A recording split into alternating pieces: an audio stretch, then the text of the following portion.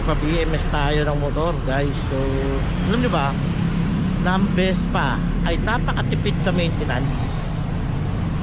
Kasi, yung isang change oil niya,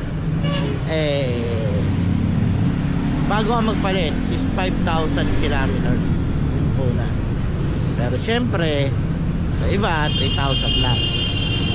Pero still, kung ikaw na normal na nagpapa-change oil ng 1,500, diba? Tapos dito 3,000 lang, 3,000 bago ka mag-change oil, diba? Kasi mas tipid to. Kasi yung dalawang beses mong nagpa-PMS ka, dito isa lang. Diba?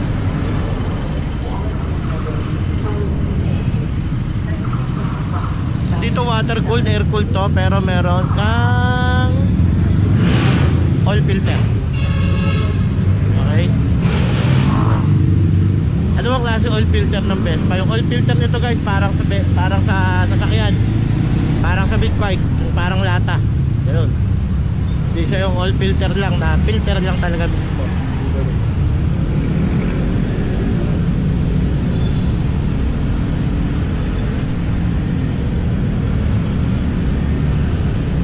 Pero sabi ko nga sa inyo, kung speed ang hanap nyo,